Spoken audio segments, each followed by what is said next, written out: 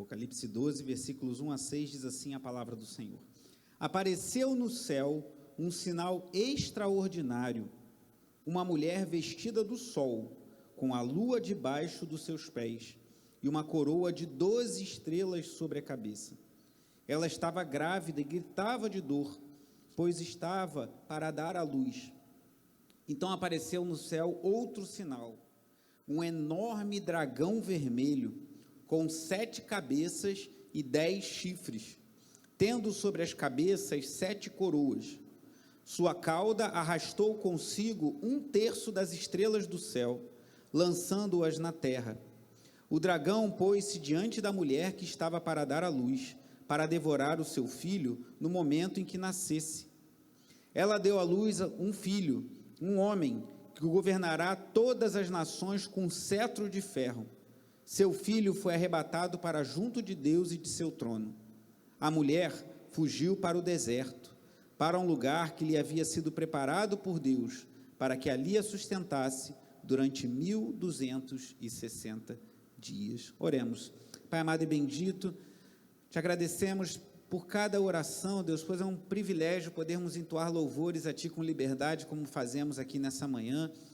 Podemos ter irmãos que ainda não estão vindo à igreja, que ainda precisam se resguardar por mais algum tempo, mas podem acompanhar o culto pela transmissão em sua casa. Te agradecemos por isso, Senhor, e pedimos a Ti que o Teu Espírito Santo fale poderosamente a cada coração, Deus. Fala aos nossos corações, abre os nossos olhos nessa manhã, para enxergarmos as maravilhas da Tua lei, e para enxergarmos que há uma guerra espiritual que nos rodeia, e para tomarmos posição diante do Senhor, como servos adoradores, que testemunham do Teu nome, e louvam somente a Ti. Ajuda-nos nessa manhã, e fala ao Teu povo, Senhor, em nome de Jesus. Amém. Os irmãos podem sentar. Certa vez eu estive num prédio bem alto ali na Barra da Tijuca, com a minha amada esposa Tatiana, e quando eu vou a lugares assim, eu gosto de ficar observando a paisagem, e curiosamente hoje o Marquinhos falava de manhã que ele morou num apartamento bem no alto, e ele tinha uma visão privilegiada desses morros que temos aqui na região da freguesia, do Anil. Mas nesse prédio que eu estive lá na Barra da Tijuca, ele é ali na Avenida das Américas, na altura do Barra Square, um pouco depois do Barra Shopping.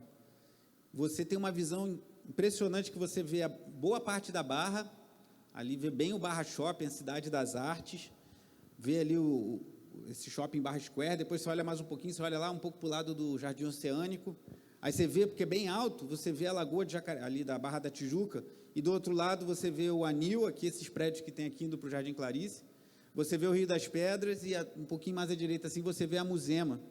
E é curioso, acho muito interessante a gente ter essa visão panorâmica, ver um pouquinho mais para a esquerda assim, aqueles prédios da Península, que é um condomínio de prédios de alto padrão ali na Barra, próximo ao Via Parque. E é muito curioso quando a gente tem essa visão panorâmica das coisas. É interessante você ver até como certas localidades que a gente acha que são muito distantes não são tão longe assim. Por exemplo, a Muzema, você cruzou a lagoa, já está ali perto do Citar América, e com essa visão você vê isso bem claro, né? Mas o que eu quero falar hoje com os irmãos não é sobre uma visão panorâmica dos bairros aqui adjacentes, Anil, Rio das Pedras, ou da Barra da Tijuca, não de um bairro, não de uma cidade, não de um país, mas a partir desse texto, ou melhor, examinando esse texto, a gente vê que ele traz uma visão panorâmica de toda a história, ou pelo menos de boa parte da história da redenção.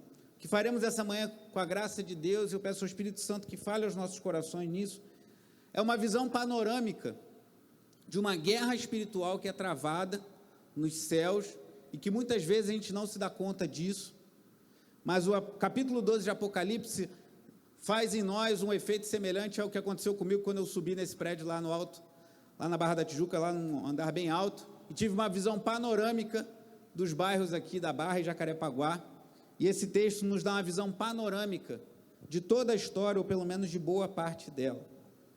O tema que eu dei a essa mensagem é a fúria do dragão contra a igreja do Cordeiro. Falaremos aqui, a partir dessas visões, parece um filme, irmãos, esse livro de Apocalipse, esse texto de Apocalipse 12, você vê, parece que é um filme, você consegue visualizar quase que numa tela de uma televisão, você consegue visualizar claramente como essas imagens se dão e o que elas significam para nós. O que isso representa para nós, essas imagens maravilhosas que vemos aqui em Apocalipse capítulo 12. E há algo aqui particular para a nossa geração, para o nosso tempo, que eu acho muito importante, irmãos. E eu trabalhei isso muito trabalhando com jovens ao longo de todos esses anos, que os nossos jovens, a nossa geração de forma geral, mas em especial os jovens, eles carecem de senso de propósito. Essa geração é uma geração que está muito focada no aqui e agora. É uma geração imediatista, uma geração consumista, que é muito focada no prazer imediato, em resolver seus problemas agora.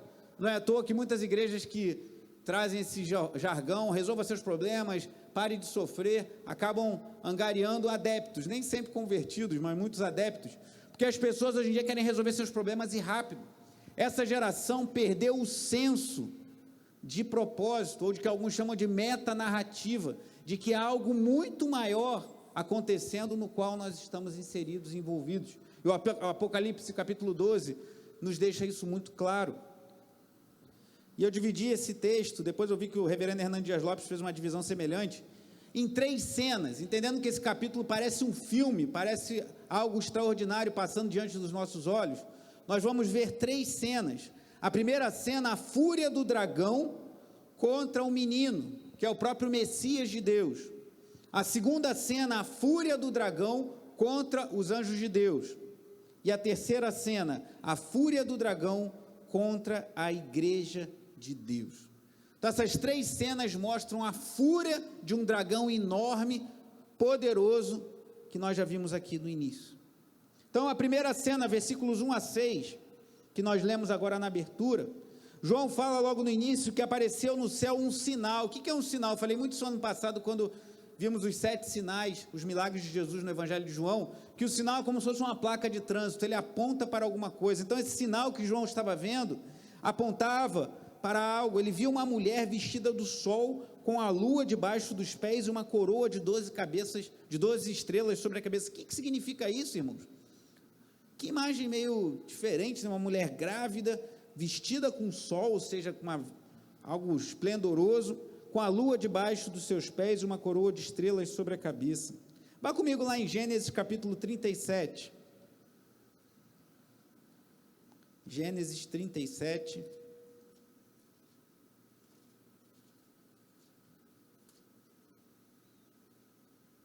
Apenas o versículo 9, o sonho de José.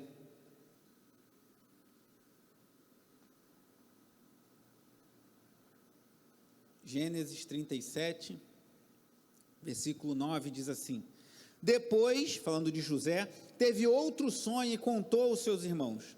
Tive outro sonho, e desta vez, olha aí o sol, olha aí a lua também, e 11 estrelas se curvaram diante de mim. Olha para mim. Aí talvez você fale, mas no sonho de José são 11 estrelas, a mulher está com 12 estrelas, que a 12ª estrela é o próprio José. Então, aquela mulher traz uma imagem, por isso que eu tenho batido nessa tecla constantemente, irmãos. Para entendermos o livro de Apocalipse, precisamos necessariamente entender imagens que aparecem nele, que vêm do Antigo Testamento. Não podemos descolar o livro de Apocalipse, como de forma errônea alguns fazem, descolar do restante da Bíblia. Não, está tudo conectado. Então, possivelmente, o que nós temos aqui é uma visão que aponta que aquela mulher tinha alguma relação com o povo de Deus lá do Antigo Testamento. E aí continua o versículo 2, ela estava grávida e gritava de dor, lá de Apocalipse 12, voltando a Apocalipse 12, pois estava para dar à luz. Então, versículo 3, apareceu no céu outro sinal, um enorme dragão vermelho, com 7 cabeças e 10 chifres, tendo sobre as suas cabeças 7 coroas. O que é isso? Mais à frente no versículo 29, esse aí não tem dúvida, irmãos. A mulher, alguns trazem dúvidas em relação a qual seria. Por exemplo, a Igreja Católica Romana atribui a Maria, diz que seria Maria, mas nós vamos ver mais à frente que não tem sentido que seja Maria. Maria foi uma mulher bem-aventurada, que Deus deu a graça de Maria ser aquela por intermédio de quem veio o Salvador. Mas Maria não é corredentora com Cristo, Maria não é alguém que pode nos salvar, Maria foi alguém que creu no Salvador e foi salva pela fé, assim como nós somos hoje também. Essa não é Maria. O dragão, por sua vez, ele é muito claro, lá no versículo 9 vai dizer que ele é Satanás, irmãos, que ele é a antiga serpente, que estava lá no Éden, que enganou o primeiro casal. Ele é o diabo, e o diabo, quando fala que ele tem 7 cabeças, não quer dizer que o diabo tem 7 cabeças, 7 chifres. Isso aqui é linguagem apocalíptica, a escatológica, como estamos vendo, mostra que ele tem poder, que ele tem autoridade. Chifre na Bíblia significa poder e autoridade. Então, esse enorme dragão, que é o diabo, tem sobre as suas cabeças 7 coroas ou 7 diademas, mostrando que ele tem uma autoridade, porque o diabo ele tem alguma autoridade nesse mundo. E o versículo 4 fala que com a sua cauda arrastou consigo 1/3 das estrelas do céu, lançando-as na terra. Aí você tenta imaginar, irmão, se aqui fosse um filme, ficaria muito fácil você imaginar um dragão vermelho, muito grande, muito poderoso, e tão grande que com a sua cauda ele arrasta 1/3 das estrelas dos céus. Alguns comentaristas entendem que isso está mostrando que 1/3 dos anjos foram lançados por Deus quando o diabo se revoltou, mas isso aí, uns acham que é isso, outros que não. Mas o que é claro é que esse dragão é poderoso, que esse dragão tem poder, que esse dragão tem alguma autoridade sobre essa terra, e esse dragão é o diabo, é Satanás. E algumas pessoas acham que o diabo está lá no inferno, regendo o inferno. O diabo não está regendo o inferno. O diabo não vai ter autoridade no inferno, o diabo está na terra, provando a igreja de Cristo, e ele está furioso, como a gente vai ver aqui agora, e a gente precisa estar com os olhos bem abertos para isso. Olha o que diz o verso 5, a continuação do 4 ainda. O dragão pôs-se diante da mulher que estava para dar à luz, para devorar o seu filho no momento em que nascesse. Ela deu à luz um filho, um homem, que governará todas as nações com cetro de ferro. Seu filho foi arrebatado para junto de Deus e de seu trono. Quem é esse filho da mulher? Quem a Bíblia fala que governará todas as nações com cetro de ferro? Quem? Cristo. Então essa mulher, ela não é Maria, mas ela representa o povo judeu que foi por intermédio de quem Cristo veio ao mundo. E, irmãos, essa imagem aqui você vê claramente no Antigo Testamento. O diabo não queria que Jesus nascesse, pois ele sabia que se Jesus viesse a esse mundo, ele seria derrotado. Volte mais uma vez lá para Gênesis, capítulo 3, o relato da queda do primeiro casal, Gênesis 3, apenas o versículo 15. Esse versículo é muito importante para entendermos o que vamos falar No início de Gênesis 3, versículo 14, diz assim, então o Senhor Deus declarou a serpente, e no versículo 15 diz assim, porém inimizade entre você e a mulher, entre a sua descendência e o descendente dela. Este, o descendente da mulher, ferirá a sua cabeça e você lhe ferirá o calcanhar. O diabo ouviu isso da parte de Deus. O diabo ouviu Deus falando isso. Então, o que vemos nas páginas de todo o Antigo Testamento é o diabo tentando reverter esse decreto de Deus, que é impossível de ser revertido, porque Deus falou, vai acontecer, irmãos. Quando Deus fala, não tem volta. Então, o diabo, ele passa séculos tentando evitar que o descendente da mulher viesse, pois ele sabia que se esse descendente nascesse, ele feriria a sua cabeça, anularia o seu poder. E a gente vê isso muito claramente, por exemplo, em Êxodo capítulo 1, não precisa abrir, se você quiser depois você pode consultar. Êxodo capítulo 1, o que acontece? Os israelitas começam a crescer muito, surge um rei, um faraó que não conhecia José, e aí ele começa a ver aquele povo crescendo. O que ele faz? Ele ordena às parteiras que matassem os meninos. Quando for ter parto de uma mulher israelita, veja, se for menina, deixa nascer, se for menino, mate-o.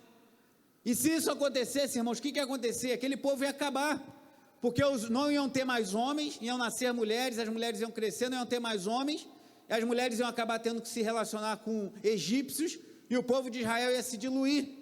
Mas Deus não permite que o diabo ali, usando o faraó, o rei do Egito, acabasse com a descendência de Israel.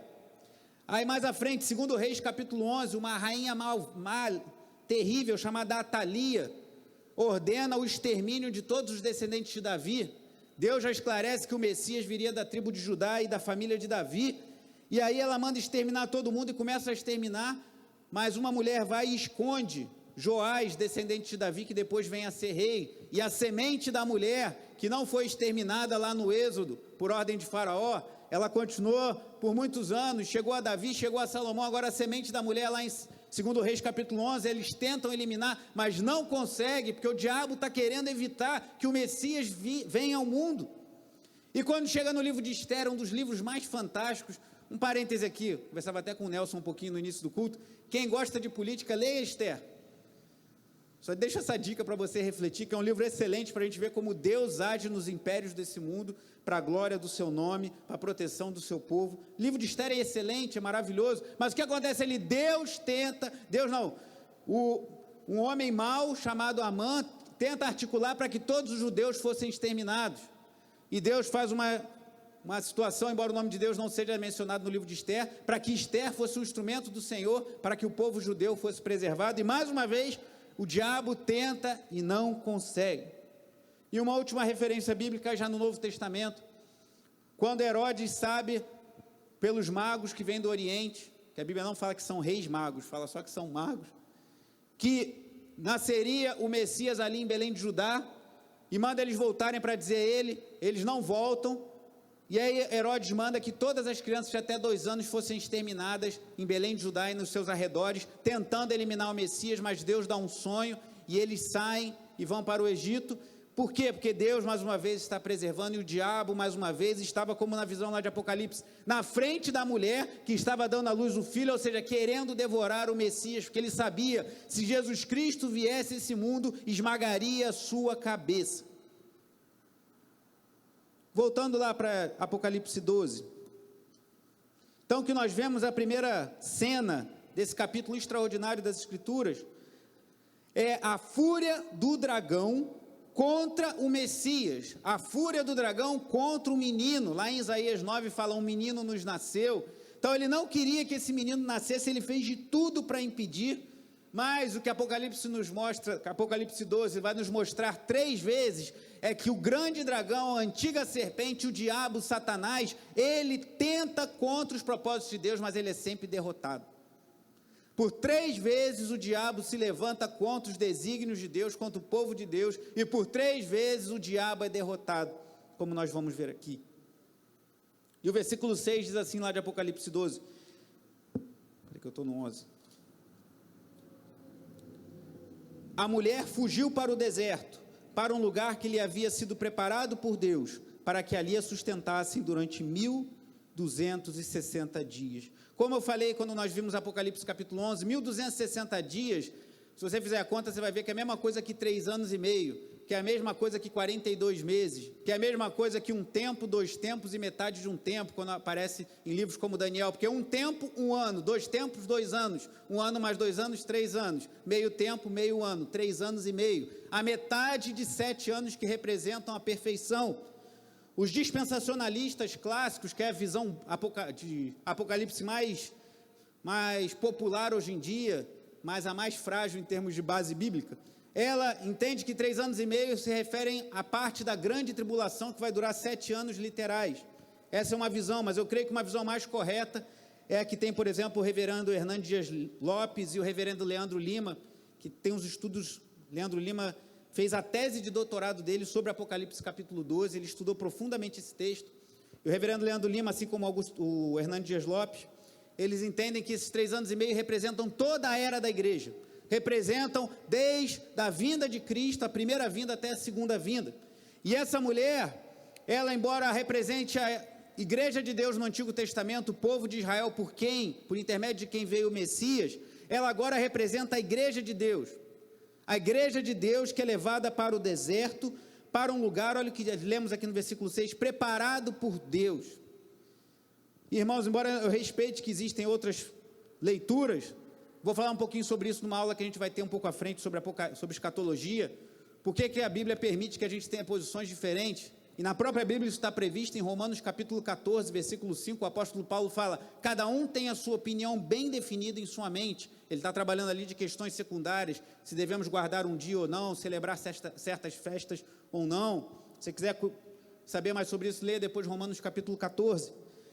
Mas, embora nós respeitemos, eu acho que essa visão que eu vou trazer para vocês faz todo sentido, que essa mulher representa a igreja de Deus, e o diabo está furioso contra a igreja de Deus, porque ele tentou fazer com que o menino não nascesse, porque ele tentou fazer com que esse menino, descendente da mulher, que vai esmagar a cabeça da serpente, ou seja, anular o seu poder, não viesse ao mundo. Ele tentou lá no Êxodo com Faraó, ele tentou com Atalia lá em 2 Reis, na época do reinado de Judá, ele tentou exterminar os judeus nos dias de Esther, ele tentou matar as crianças lá em Belém nos dias de Herodes, mas ele não conseguiu, porque Deus havia determinado, e o que Deus determina acontece. Então a primeira cena encerra aí, o menino nasceu, no versículo 5, fala que ele foi arrebatado para junto de Deus e de seu trono, e aí eu entendo que faz todo sentido aqui a gente entender que a própria ascensão de Cristo, ele nasceu, aqui não entra em detalhes do seu ministério, mas ele foi levado, e lá em Apocalipse capítulo 5, a gente vê isso, o cordeiro que foi morto, sendo assunto aos céus, e ele adentra os céus, e ele toma o livro da mão do que está sentado no trono, Deus Pai. Então esse menino nasceu, e agora a igreja foi levada ao deserto, e no deserto ela é preparada, um lugar preparado, ela é sustentada, outra versão diz assim, por Deus. A igreja está nesse mundo, a igreja sofre a fúria de Satanás, o diabo está com muita raiva da igreja, mas ela tem um lugar reservado para Deus, onde Deus a sustenta. Louvado seja Deus. Essa é a primeira cena, a fúria do dragão contra o Messias de Deus.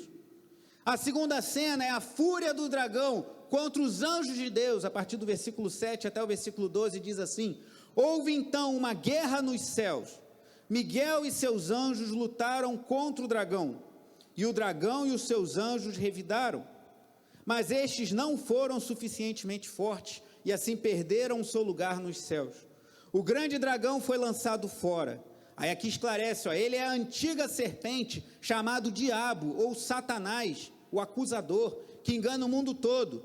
Ele e os seus anjos foram lançados à terra. O que vemos aqui é uma guerra espiritual, irmãos.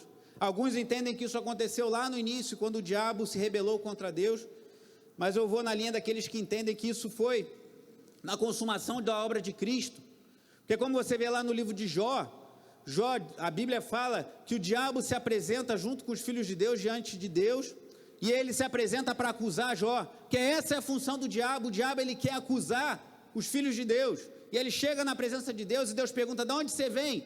E ele fala de passear pela terra, de rodear a terra e passear por ela. Então o diabo ficava rodeando na terra, e Jó capítulo 1, versículos 6 e 7, nos mostra que ele se posicionava diante de Deus.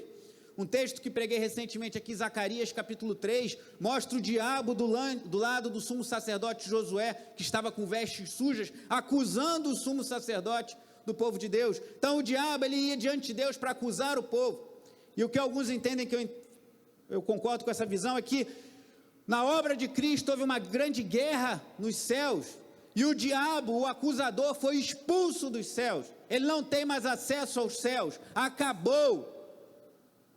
E você vai ver que a partir do versículo 10, isso faz muito sentido pensar dessa maneira, que ele e os seus anjos, que são os demônios, foram lançados a essa terra.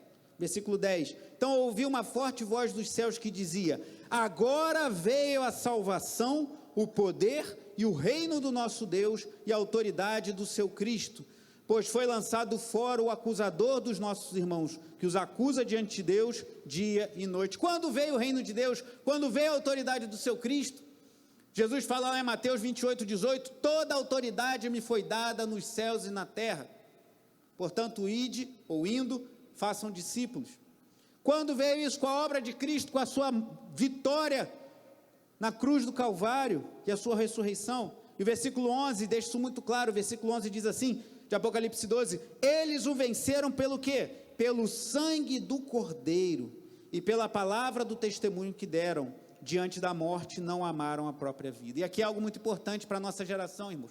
Se essa nossa geração é uma geração que não tem senso de propósito, que só vive um dia de cada vez, mas Jesus não falou basta cada dia o seu mal, ali é outro contexto. Jesus está falando da ansiedade, a gente não ficar ansioso pelo dia de amanhã. O que eu estou falando aqui é você ter uma visão clara de que há um propósito maior de Deus do que a gente simplesmente acordar de manhã, ganhar e trabalhar, ganhar o sustento para aquele mês e se divertir com alguma coisa e depois ir para casa dormir, ir no cinema. Há um propósito maior, há um propósito eterno, há uma narrativa. E Apocalipse, como eu falei no início, Apocalipse 12 nos dá essa visão panorâmica da história da redenção. Mas se tem um problema nessa geração que não tem esse senso de propósito, só quer viver o aqui e agora, um outro problema da nossa geração é que ela acha que bênçãos de Deus só se manifestam em sombra e água fresca, que se Deus está abençoando tem que dar tudo certo na sua vida. Mas olha que o texto que nós lemos diz que diante da morte, esses que venceram não amaram a própria vida. E hoje em dia a gente vai falar um pouco sobre isso à noite. No mês de setembro nós temos falado sobre isso, sobre a igreja perseguida. No dia 27, já fazer esse anúncio, Vitória, no dia 27, no culto da noite, nós vamos receber o pastor Geraldo José, que é o representante do Rio de Janeiro, do Ministério Portas Abertas. Ele vai estar aqui conosco no culto da noite. Então temos falado, esse mês é celebrado o domingo da igreja perseguida hoje. Então a igreja é perseguida hoje. O Ministério Portas Abertas estima que aproximadamente 245 milhões de cristãos estão em situação de perseguição hoje. Então a igreja é perseguida, o diabo está furioso, mas olha o que diz: quando o diabo mata um cristão, e esse cristão morre porque ele não negou a Cristo, ele não está sendo derrotado, o cristão fiel, ele está vencendo o diabo. E a Bíblia fala que eles são vencedores, porque diante da morte não amaram a própria vida, que o diabo tenta fazer com que o cristão negue a Cristo de qualquer forma, e quando ele faz com que um enviado seu queira matar, martirizar alguém, e a palavra testemunha aqui, no grego é martiria, que é mesmo radical de martírio, daqueles que foram martirizados, de mártires. Quando a Bíblia fala disso, mostra que aqueles que morrem sem negar a Cristo, eles não estão perdendo, eles não estão sendo derrotados, mas eles estão vencendo o dragão, porque diante da morte não amaram a sua vida.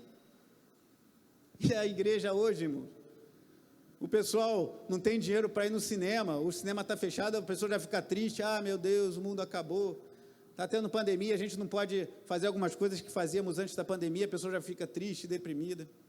Precisamos ser uma igreja mais forte, amém? Olhar para esse exemplo de gente que morre por causa do Evangelho, e a gente não morrer de tristeza por coisas tão pequenas que acontecem conosco. E olha o que diz o verso 12: portanto, celebrem-no, ó céus, e os que nele habitam, porque o diabo saiu, o diabo não tem mais autoridade para entrar nos céus e acusar os eleitos de Deus. Mas olha o que diz para nós que estamos vivos: mas ai da terra e do mar, pois o diabo desceu até vocês, ele está cheio de fúria, pois sabe que lhe resta pouco tempo. O diabo sabe que ele já é derrotado. Aqui nessa segunda cena que conclui agora, nós vemos a segunda derrota do diabo, aqui em Apocalipse 12, a primeira vez ele tentou impedir o nascimento do Messias, foi derrotado. Agora ele vai e luta contra os anjos de Deus, ele com seus demônios, luta contra o arcanjo Miguel, e ele é derrotado de novo. Então ele desce a terra com muita fúria, o diabo tem muita fúria, mas ele sabe que lhe resta pouco tempo. Ele sabe que ele já foi condenado, ele sabe que na cruz do Calvário, o Cordeiro de Deus que tira o pecado do mundo, diz isso lá em Colossenses 2,15, triunfou sobre ele. O diabo já foi derrotado, e ele sabe disso, mas ele está com muita raiva contra o Filho de Deus, e foi derrotado contra os anjos de Deus, e agora a terceira e última cena, contra a igreja do Deus vivo, a igreja do Cordeiro, versículo 13. O que aconteceu depois que o diabo foi lançado à terra? Versículo 13. Quando o dragão foi lançado à terra, começou a perseguir a mulher que dera à luz o menino. Foram dadas à mulher duas águias da grande águia, as duas asas da grande águia, para que ela pudesse voar para o lugar que lhe havia sido preparado no deserto, onde seria sustentado durante um tempo, tempos e meio tempo, um tempo, 1 ano, tempos, 2 anos, totaliza 3 anos, meio tempo, meio ano, totaliza 3 anos e meio, que é igual a 1.260 dias, que é igual a 42 meses, que é igual a 3 anos e meio. Então, alguns dispensacionalistas entendem que aqui seria uma referência à perseguição específica aos judeus nos dias da grande tribulação, mas eu entendo que essa leitura não é muito correta, até porque um dos problemas maiores do dispensacionalismo, que é essa visão mais popular em nossos dias, é justamente essa distinção que eles fazem entre os cumprimentos de Deus, distintos para Israel e para a igreja, como se Deus hoje tivesse dois povos, a Israel, o povo de Israel e o povo da igreja. Não, Deus tem uma igreja, tem um povo, embora ele tenha promessas específicas para Israel, nós somos o povo de Deus, a igreja de Deus, o Israel de Deus. Então, o que eu entendo aqui é que aquela mulher, quando o diabo foi lançado da terra, ele começou a perseguir a mulher, que é a igreja. Que a igreja do Antigo Testamento fez com que Jesus nascesse, e agora a igreja está sendo perseguida. E há aqui uma imagem linda que vem também do Antigo Testamento, irmãos. Eu não vou pedir que você abra, mas lá em Êxodo 19, quando o povo de Israel é liberto do Egito, lembra que o faraó tentou matar, os israelitas não conseguiu, aí Deus opera aquelas 10 pragas, o povo é liberto, chega às margens do Mar Vermelho, Deus abre o mar, eles atravessam o mar, entram pelo deserto, e quando chega no capítulo 19, eles estão ali nos pés do Monte Sinai, e Deus faz uma aliança com o povo. E lá em Êxodo 19, versículo 6, Deus diz, versículo 4, perdão, que ele libertou Israel do Egito e levou para o deserto rumo a Canaã, como sobre asas de águia. Então a imagem que a gente tem aqui é a mesma imagem do deserto.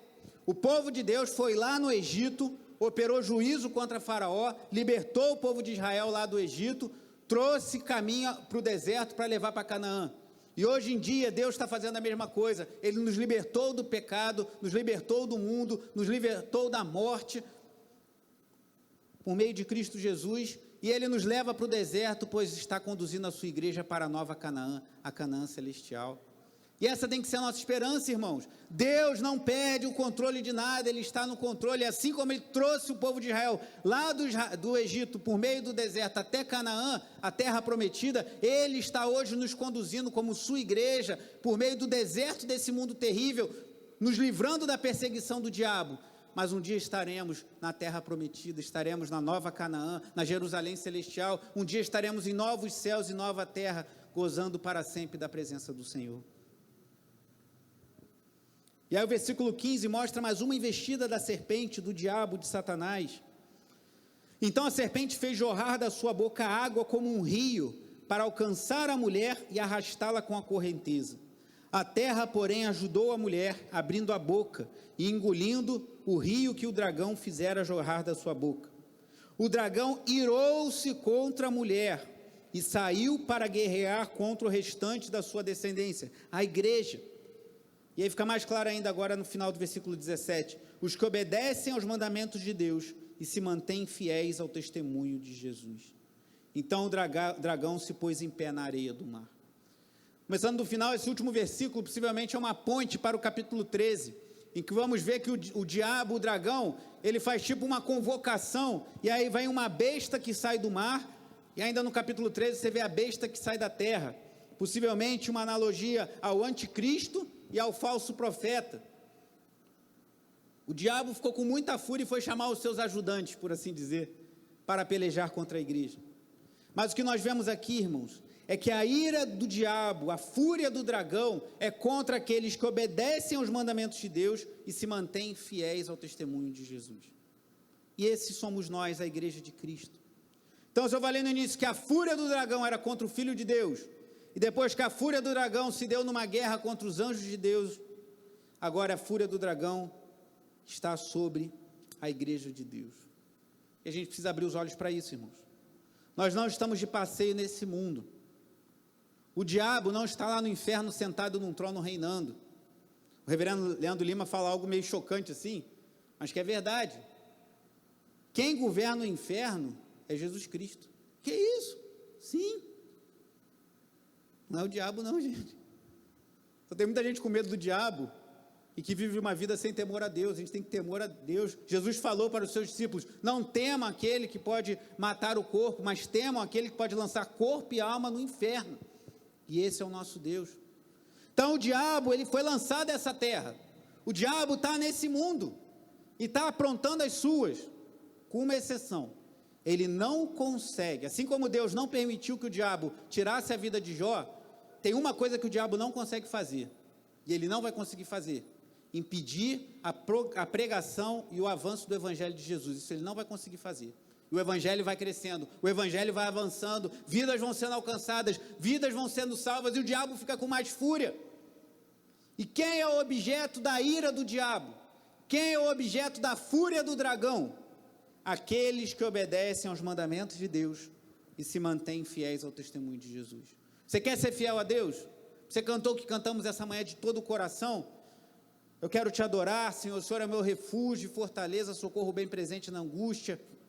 Você crê nisso? Você quer viver para Deus? Você quer obedecer aos mandamentos de Deus e ser fiel ao testemunho de Jesus, mesmo que isso custe algo? No nosso país, a gente não vê relatos de pessoas que perdem a sua vida, mas talvez você tenha que perder o seu emprego, que talvez no seu emprego você vai ter que fazer alguma coisa que fere ao testemunho de Jesus, e se for necessário, talvez você tenha que perder um bem, talvez você tenha que perder um privilégio, talvez você tenha que perder alguma coisa, mas mantenha-se fiel ao testemunho de Jesus. E se assim fizermos, irmãos, o diabo estará furioso contra nós. E aí, concluindo, irmãos, talvez você se pergunte, mas esse dragão é poderoso, 7 cabeças, ou seja, ele tem um domínio. Essa imagem vem lá também de textos escatológicos do Antigo Testamento, tem 10 chifres, tem poder, tem 7 coroas, 7 diademas sobre a cabeça, ele tem alguma autoridade sobre esse mundo. Estamos vendo esses dias muitos levantes contra a igreja, irmãos. Alguns a gente não tem como saber se é perseguição à igreja, ou se é porque os cristãos envolvidos deram motivo para a fúria do dragão sobre a vida deles. Mas temos um pastor que foi candidato inclusive à presidência preso por corrupção, temos uma deputada que se diz pastora, acusada de assassinar o próprio marido, temos políticos ditos cristãos sendo acusados de desvio de corrupção. Se isso for verdade, que eles sejam julgados e seja aplicada a dureza da lei sobre eles. Mas abra os seus olhos, porque o diabo vai querer se aproveitar dessas situações para oprimir a igreja, para chegar, você vai para a igreja? Lá, a igreja tal está sendo acusada de lavagem de dinheiro. Um filho do líder espiritual evangélico XYZ colocou seu filho lá no Congresso Nacional para aprovar uma lei que isenta dívidas de bilhões das igrejas. Lá, é isso aí que a tua igreja faz? É isso que teu pastor faz? Mantenha-se fiel ao testemunho de Jesus. Mantenha-se fiel à palavra de Deus. O diabo está aqui, irmão, por aqui. Abra os seus olhos. Aí talvez você pense, mas para concluir, eu não posso fazer nada para ficar livre da fúria do diabo, da ira do diabo contra a igreja? Será que eu preciso mesmo passar minha vida toda sendo espizinhado por Satanás? Será que não tem outro jeito? Existem 2 formas, irmãos. Uma não é nessa vida. Quando Jesus voltar, ele vai concluir isso tudo. O diabo nunca mais vai nos acusar, como já não acusa no céu, não vai nos acusar na terra. Isso vai acontecer. Mas eu não quero esperar Jesus voltar. Será que não tem como eu viver mais tranquilo, sem o diabo com raiva de mim, antes de Jesus voltar? Tem. Tem sim. E a resposta é muito simples. Basta você não obedecer aos mandamentos de Deus e não se manter fiel ao testemunho de Jesus. Não obedeça a Deus, não obedeça os testemunhos de Deus, não se mantenha fiel a Jesus, e o diabo não vai ter raiva com a sua vida, não vai ter raiva da sua família, simples assim. Só que você vai deixar de estar sobre a ira, a fúria, a cólera do dragão, da antiga serpente, e passará a estar debaixo da ira do Deus Altíssimo vencedor. Você vai passar de estar debaixo da fúria do dragão derrotado para estar embaixo da ira do Cordeiro vencedor. O que você prefere? As cartas estão à mesa. Mas não tem opção? Não tem opção. Mas eu quero crer. Creia. Um dia tu vai descobrir que não tem opção. Só estou te adiantando o final da história. Só existem essas 2 opções, só existem 2 tipos de pessoas que vivem sobre essa terra: as que estão embaixo da fúria do dragão e as que estão debaixo da ira do Deus Altíssimo. Em qual grupo você deseja estar? Não tem meio termo, não tem, deixa disso, não é bem assim, não tem. Ou você está debaixo da fúria do dragão, ou está debaixo da ira do Cordeiro. Qual é a sua escolha nessa manhã?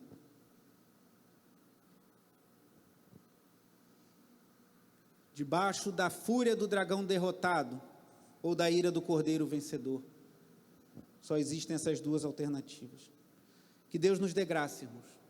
Porque assim como eu subi naquele prédio e vi vários bairros, Apocalipse 12 nos dá uma visão panorâmica da história. E deixa claro, como toda a Escritura, que só existem dois caminhos: o caminho que leva a Deus, Jesus Cristo, e o caminho que leva à destruição. Qual o caminho? Como a irmã Lia Ferreira falou recentemente, né? A porta continua estreita, não fizeram reforma. Achei engraçado ela falar isso. Não fizeram reforma e a porta ficou mais larga. Não, a porta para o reino de Deus continua estreita. O caminho apertado, mas é o único caminho que conduz à salvação. Onde você se encontra essa manhã? Debaixo da fúria do diabo ou debaixo da ira de Deus? Só tem essa opção. Se você não acredita, o tempo te revelará essa verdade. Vamos orar, feche seus olhos, curve sua cabeça.